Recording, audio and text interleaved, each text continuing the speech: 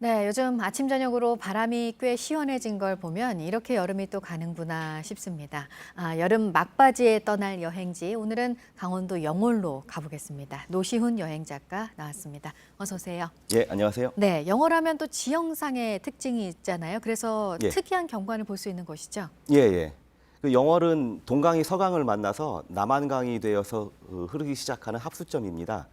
그러니까 굽이쳐 흐르는 물길이 절경을 많이 만들어 놓을 수밖에 없는 곳입니다. 네. 뭐 예를 들면은 단종의 유배지로 유명한 청령포라든가 그리고 고시굴 그리고 70m 입석인 선돌 등이 있고 하지만 요즘 영월을 대표하는 가장 유명한 곳은 한반도 지형입니다. 네. 물길이 한반도 지형은 그러니까 물길이 이렇게 흘러가다 보면은 산을 만나면은 물길이 산을 뚫지 못하고 돌아가게 수밖에 네네. 없습니다. 뭐 물은 산을 넘지 못하고 산은 물을 건너지 못한다. 뭐 산자 분수령이라고도 하는데 그렇게 만들어 놓은 물길이 급격하게 돌다 보면은 복주머니 형태의 지형이 네. 나오는데 그 중에 네. 몇몇 곳은 한반도의 지형을 정말 쏙 닮은 곳이 있고요. 이런 곳들이 전국적으로 한 20곳 가까이가 있는데 너도나도 우리 지역에도 있다라고 얘기를 하는데 그 원조격이 사실 영월의 한반도 지형입니다. 네. 그래서 영월은 자기네가 원조인 것들을 강조하고 싶어서인지 그때 영월이 한반도 지형이 위치한 곳이 서면인데요. 면의 이름까지 개칭을 했습니다. 한반도 면으로요. 그래서 영월군 한반도 면입니다. 네. 작가가 워낙 박물관 전문가시기 때문에 네. 박물관 얘기도 또 안 할 수가 없습니다. 특히나 이곳은 박물관 특구라면서요? 예, 맞습니다. 지역규제특례법이라고 하는 법에 따른 박물관 특구인데요. 한마디로 이 법을 말씀드리자면은 각 지자체에게 정부에서 뭐 하나는 밀어줄게라고 했을 때 영월은 그럼 우리는 박물관을 밀어주세요 하고 박물관을 찜했다고 보시면 됩니다. 네. 인구 4만 영월에 박물관이 약 지금 23곳이 있습니다.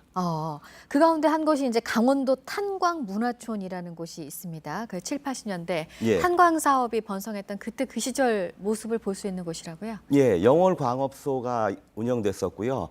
영월광업소의 사무실 공간을 현재 전시 공간으로 꾸며놓고 그곳이 북면 마차리입니다. 마차리 탄광촌을 재현해놨습니다. 그곳에서는 광부들이라든가 광부들의 가족들이 생활했었던 일상적인 모습 이런 것들을 세트로 재현해놓고 모형으로서 그 사람들의 생활상들을 재현해놓고 옆에 있는 탄광 실제 탄을 캐던 탄광은 현재 탄광 체험촌으로 구성을 해놓고 있습니다. 네. 그리고 다음으로 라디오스타 박물관이라는 곳도 있습니다. 영화 라디오스타를 찍은 곳이 또 이 강원도 영월이라서 박물관도 세워졌네요. 예, 예.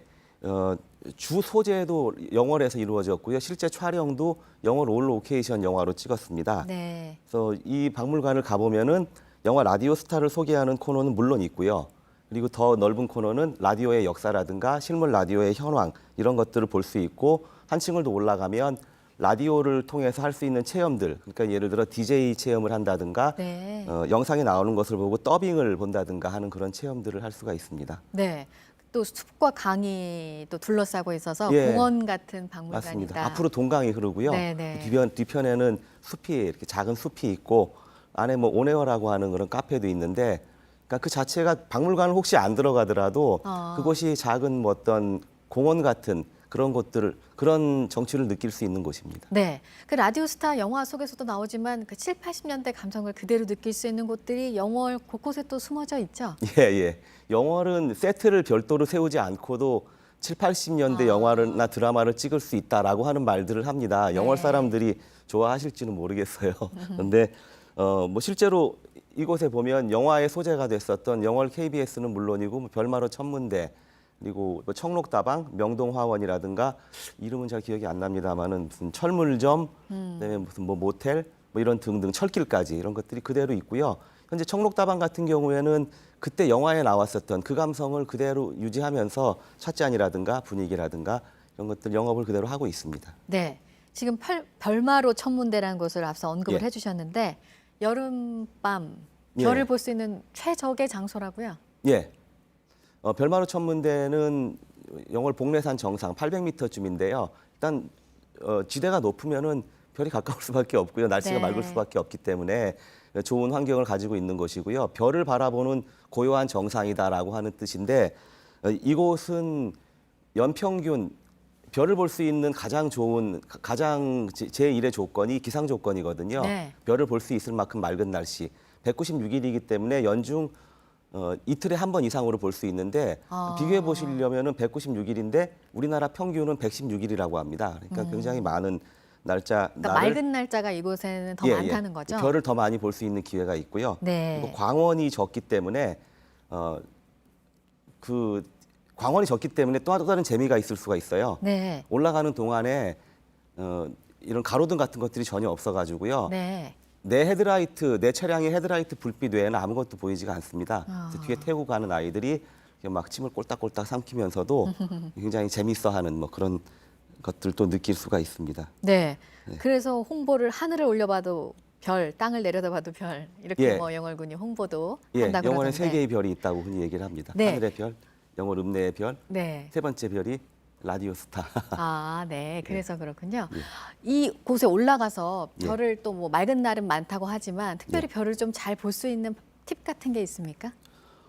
별을 제가 운영 팁을 말씀을 드릴게요. 네. 별을 볼 수 있는 팁들은 뭐 망원경이 좋고 날씨가 네, 좋으면 네. 볼 수 있는데 저녁 8시, 9시, 10시 세 차례 운영을 하고요. 그리고 주말에는 8시부터 11시까지 7차례를 운영을 하는데 30분 간격으로. 근데 여기서 주의하실 것은 토일이 주말이 아니고 금토가 주말입니다. 그래서 일요일 날 같은 경우에는 금토가 굉장히 좀 많이 사람들이 붐비는 반면에 일요일 같은 경우에는 한산하게 관람을 할 수가 있고요. 지금 가신다면은 이건 팁이 되겠네요. 주의하실 점은 8월 말이라고 지금 현재 낮 시간에 맞는 복장으로 하고 가면 저녁에 올라가면 춥습니다. 긴팔이 맞는데 긴팔로 입고 가시기보다는 반팔로 가시고 위에 한 덮었을 수 있는 자켓 정도를 착용하는 것이 가장 좋지 않을까. 그리고 단체 숙박 시설이 있습니다. 천문과학교육원이라고 하는데요. 그곳에서 잠을 자면서 별도 보고 그리고 또 별을 보면서 잠을 잘 수 있는 그런 네. 곳들이 있습니다. 미리미리 온라인 예약은 또 하셔야 되고요. 예, 예, 맞습니다. 마지막으로 영월의 음식은 뭐가 유명합니까? 뭐 강원도 산촌이 공통으로 공유하는 곤드레밥이라든가 그리고 뭐 산채 비빔밥, 막국수 이런 것들은 기본이고요. 장릉 근방에 가면은 보리밥 식당들이 여러 군데가 밀집해 있습니다. 이 보리밥집을 먹을 만하고요. 그리고 영월 읍내에 서부시장이 있는데 이 동네 사람들은 서부시장이라고 안 부르고 새벽시장이라고 하는 별칭으로 더 많이 부릅니다. 이곳에 가면은 메밀 전병 그리고 메밀 부치기가 있고 재밌게 먹을 수 있는 올챙이 국수라는 것이 있습니다. 올챙이 국수는 국수가 가닥이 짧아가지고요. 젓가락으로 못 먹고 수저로 떠먹는 국수입니다. 네. 알겠습니다. 여기까지인가요, 음식 예, 소개? 맞습니다. 네, 예. 여기까지 듣도록 하겠습니다. 노시훈 여행 작가였습니다. 고맙습니다. 예, 감사합니다.